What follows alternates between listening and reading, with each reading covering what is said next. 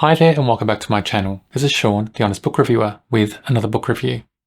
In this video we're discussing Crime and Parchment, written by Daphne Silver.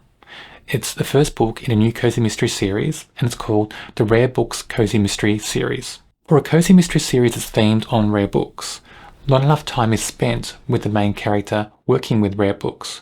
It barely happens in the story. In fact, I really don't think it happens at all. That's a shame, because in a theme cozy mystery, I want that detail. I want some detail about the theme. I want to see that in the story. So that's details missing. It's disappointing for me. But other than that, the mystery is good. The characters are your typical characters in a small town cozy mystery, and being a small town cozy mystery is a setting I really enjoy. So this book is not all bad, it's not wonderful, but it is a good book, is a good first book in a series.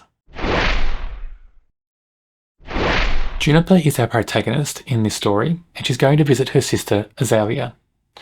And I'm not happy with all the names of this family being based on plants or flowers. It was a bit much. So we have Juniper, we have Azalea, we have Juniper's niece, Azalea's daughter, called Violet, and even Juniper's dog is called Clover. And I think their grandmother was named after a plant as well. I can't remember her grandmother's name off the top of my head, but that was a bit much in this story. But back to the story. So Juniper is going to visit her sister Azalea. Not to visit her sister, that's not the real reason. The real reason is her sister's estranged husband, called Rory, called Juniper and said he has access to her old diary that has clues or a map or something that could lead everybody to these rare book covers, and it's book covers for the Book of Kells. The Book of Kells is this very rare book that was created in the 1600s or something, and this cover has been missing for some time. Now, it's not based on reality, it's a fiction story, but this cover in this story, everybody is after. They want to find it.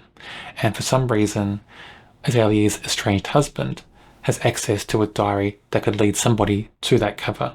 And Juniper wants to find that diary and read it. She wants to find this old cover. So you can tell from that Azalea is not really happy about Juniper visiting her, but not to see her primarily. It's because of this old cover, this valuable cover that everybody wants to find. Azalea runs an inn in the story. That's fortunate, I guess. It gives Juniper somewhere to stay. Although she's not staying in the inn itself, she's staying in an old carriage house that has all this junk around. That kind of setting adds a little bit to the story, I think. We've got a little bit of a comfort home base, a little bit of colour in the story, I guess, with that inn, but we don't get to see too much of how the inn's run.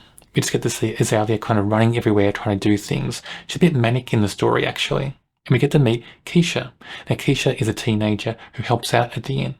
She's there a very long time, and I was wondering in this story, does Keisha ever go to school? Because it just felt like Keisha's working there more than full-time, basically. And I wonder about, does this teenager actually go to school? There are other people looking for this old cover as well. There's one person in town, a professor. He's making a TV program about it. And he's also a bit unstable. And it makes him suspicious in the story when the crime happens. And now to the crime. So Rory, the estranged husband of Azalea, decided to meet up with Juniper at midnight in a cemetery. I mean, what for? I don't get that reasoning in the story. Why midnight in a cemetery? Is it just to create some sort of atmosphere? It didn't really generate atmosphere in the story. But anyway, Juniper goes on this midnight mission, and she's looking for Rory, and he's nowhere to be found. But she comes across a body. It's the body of a young woman who works in a cafe in town. So of course, because Rory's missing, and Rory was meant to be at the cemetery, he becomes a suspect. Juniper's not a suspect for some reason, even though she's there and the only one there in the cemetery, and she finds the body. She's not a suspect. That was a bit strange in this story. You'd think in real life, the person who found a body in those strange circumstances may be a suspect. But suspicion falls on Rory sometimes, then it falls on Azalea sometimes, but it seems not to fall on anybody else. I found that quite strange in this book. So Juniper, being the protagonist in this story, decides to investigate. She wants to solve the crime. She doesn't want to find out that Rory, Azalea's estranged husband, is guilty, or Azalea is guilty. She wants to find the real culprit. So we had that investigation and I enjoyed that. So the mystery itself is okay. It's a good mystery. And the investigation is well done, I think. And then we have Keisha helping in the investigation as well, that teenager who helps around the inn. She's quite savvy around computers and things like that. She's trying to help, try to find who's guilty and try to save Rory or Azalea. That all plays out very well in the story. And also this hunt for this rare cover starts playing out in the background as well. And that's the issue with this book. So it's a rare book cozy mystery. It's themed on that, but that rare book is pushed to the background while we're investigating this murder. Would have been, I guess, more exciting, more engaging if the rare book was involved in that more, I think, not just in the background. What it seemed to me was this book is more focused on introducing many characters. I mean, there's a lot of characters being introduced in this story. And also about small town drama.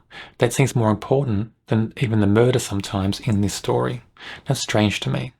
I think in a book series, you want to get that theme going. If it's a themed cozy mystery series, you want that theme to develop early on.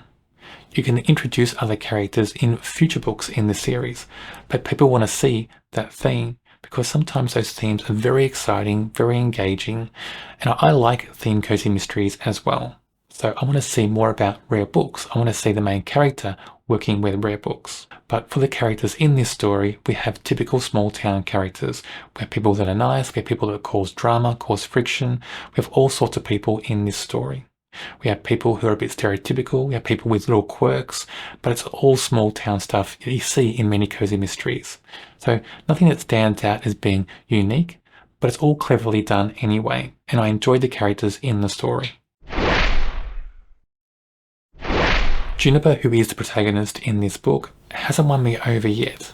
I'm not convinced with this character. On the surface, she's okay, but we're not really deep into the character yet, and I also don't see her working with Rare Books enough to get an idea about the character. That's a shame because this theme cozy mystery needs that. The protagonist needs to show some sort of expertise with Rare Books, not just, airy-fairy expertise on the surface, but real expertise. We want to see her working with them, the techniques, the science around it all. We want to see that in this series. Azalea, who's the sister of Juniper and runs the inn in this small town. Her emotions switch too many times in this story, sometimes multiple switches in a single paragraph. It also makes her dialogue hard to follow. She's chopping and changing in emotion and she seems angry in one bit of dialogue, and then 2 sentences later she's happy and she's forgiving, and just changes so many times in this story. I found that quite odd. It made it hard to follow the character, and the character just feels unsettled and a bit scattered because of it. I'm hoping if there's more books in this series, that character is developed a bit better. We have more stability in the character and not these quick changes that happen every time we see her in scenes.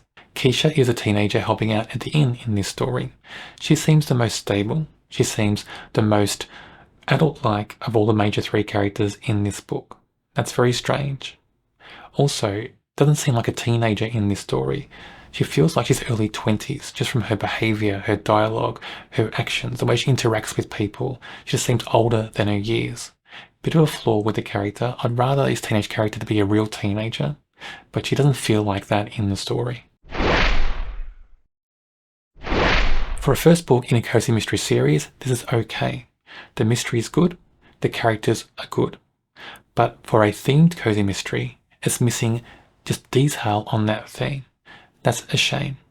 But I did enjoy the mystery, I enjoyed the investigation, and I enjoyed the characters, so I do rate this a 3.5 out of 5.